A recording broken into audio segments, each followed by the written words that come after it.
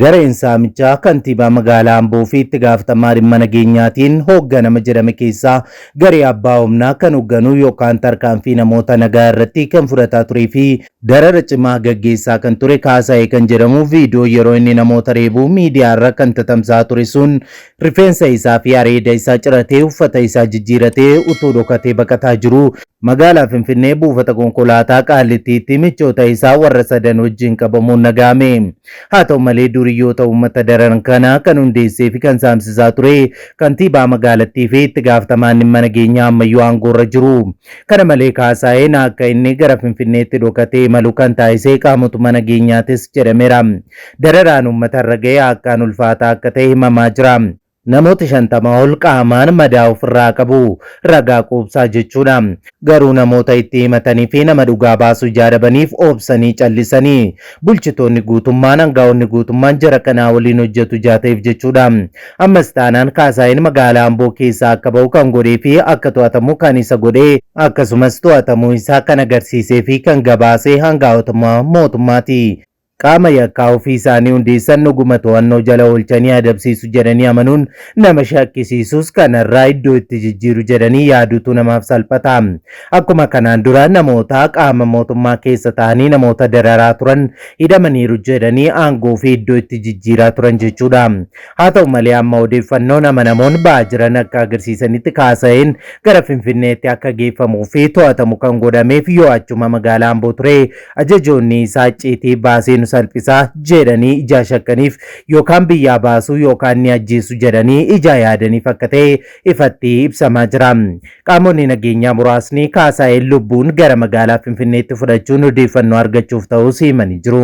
Caasaa maafiyaa fi wambadii uummata dararuu kan koodii 120 jedhamuun beekamu kan hundeessee mootummaadha jedhaa jiru jiraattonni. Miidiyaan biyya alaa tokko akka gabaasetti maqaa nama dhuunfaa tokko utuu hin caqasin nageenyummaasaaf sodaa ijaa qabuuf bira darbee jira.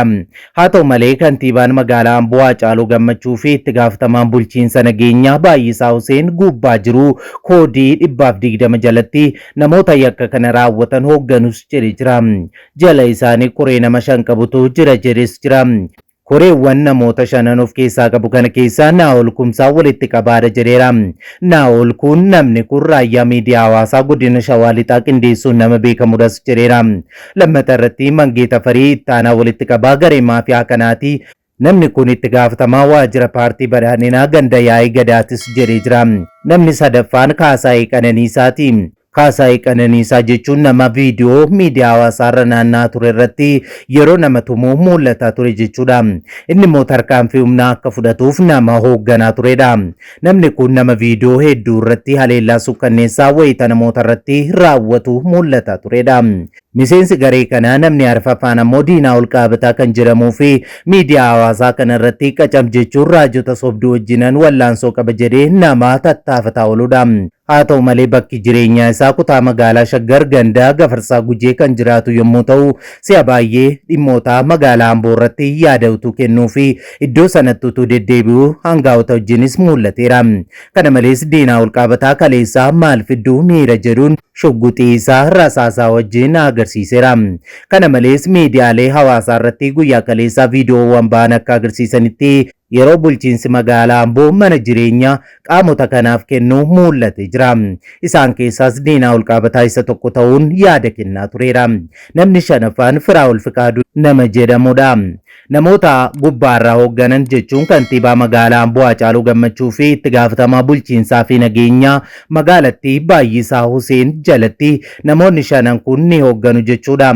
Warra gubbaa jiru lameen jalatti koree nama 5 qabu kanatu hojii garee maafiyaa mootummaan gurmeessee 120 jedhamuun beekamu gubbaadhaa qindeessa jechuudha.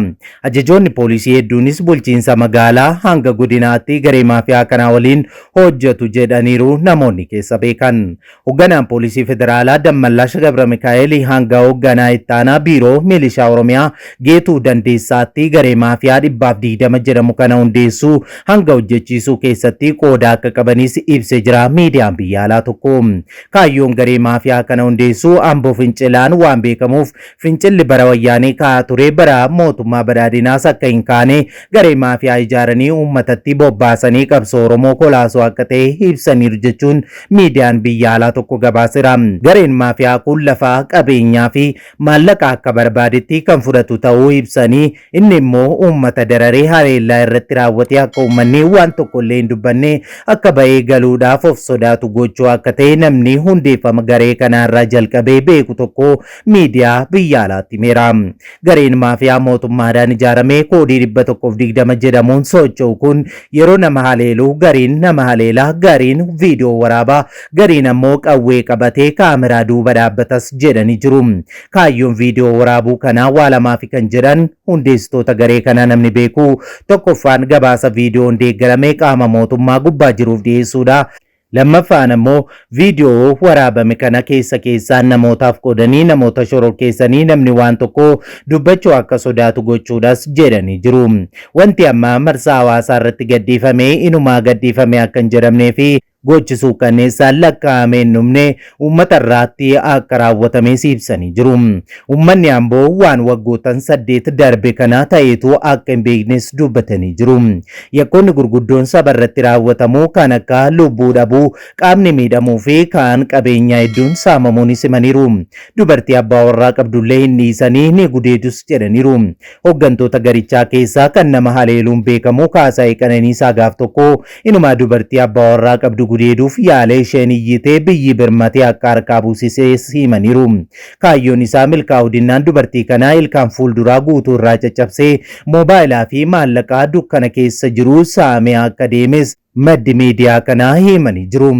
Ambootti gaaffii misoomaa fi mirgaa gaafachuun yakka ta'eera jedhaniiru. Uummanni magaalattii hin qaanes jedhaniiru. Hojjetaa gaaffii misoomaa fi mirgaa gaafatu hooggantoonni garee kanaa erganii akka haleelchisan maddi himaniiru. Abbootiin qabeenyaa saggaammii garee kana jala jiru jedhaniiru. Garee maafiyaa kanaan maallaqaa birrii miiliyoonaan lakkaa'amu gaafatamu kan jiran maddi miidiyaa biyya alaatti himan kun abbootiin qabeenyaa hedduun kaffaluu dadhabanii haleellaa hamaan irratti raawwatamuu himaniiru. Abbootiin qabeenyaa hedduun sababa kanaan magaalaa Ambootii akka baqatanis dubbataniiru. Gareen maafiyaa mootummaan hundeessee koodii 120 jedhamuun beekamu kun lafa magaalaa Amboo akka shaqaxaatti hangaawotaa waliin ta'ee gurgurataa akka oolu himaniiru. Namni Kaasaayee Qananiisaa jedhamu kan hojii wayiituu hin qabne magaalaa Amboo keessaa bakki inni lafa dhabee hin jirus jedhanii jiru. Akkaawuntii isaa tokko qofaa keessatti qarshii miiliyoona 17 caalutu argames jedhaniiru. Namni kun nama reebuu, qabeenya uummataa fi mootummaa saamuu malee hojii tokko hin qabu. Maallaqni kun guutuun yakkumaan argames jedhaniiru. Baankota biroo keessattis akkasuma maallaqa hedduu akka qabu himanii jiru. Namni odeeffannoo keessaan qoode kun gurmuun maafiyaa kun qaama mootummaa waliin ta'ee namoota akka hiisisuu ibsanii erga hiisisanii booddee as deebi'anii maatii namoota hidhamaniitiin maallaqa guddaa kaffalaa isiniif gadhiisifna akka jedhanis himaniiru. Maallaqicha erga fudhatanii booddee qaama mootummaa waliin qooddatus jedhaniiru. Gareen koodii 120 jedhamee waamamu kun baay'ina miseensota isaaniitu 120 osoo hin taane koodii garee maqaan sun ittiin waamamu akka ta'e himaniiru. Garee kanaan uummata Amboo irraa wanti ga'e akkaan hammaataadhas jedhanii jiru. Akka ofirraa hin dhowwine gareen maafiyaa kun tuutaa guddaa qaba kan jedhan jiraattonni meeshaa waraanaa akka shugguxii fi cuubee qabatee socho'as jedhaniiru. Hanga ammaatti namoota 50 caalantu cuubeedhaan waraaname kan jiran namoonni yaada kennan kanneen reebichi hamaan irratti raawwatame lakkoofsa akka hin qabne himanii jiru. Gareen maafiyaa kun waajjira mootummaa akka oolu himanii achi ba'aniitu galgalas guyyaas waan fedhan hojjetu jedhanii jiru. Nama reebanii maallaqa harkaa fudhatu. Yoo maallaqni harka hin jiraannellee achuma ta'anii mana baankiitti erganii miidhamaan maallaqa baasee akka dhufu akka gudanfaa jiraattonni himaniiru. Lafa namni baasii guddaadhaan mana irratti ijaarrate kan kaartaa hin qabne lafti sun kooti jedhee gareen sun mana namaa irraa diigee caasaa mootummaa waliin ta'ee gurguratas jedhaniiru.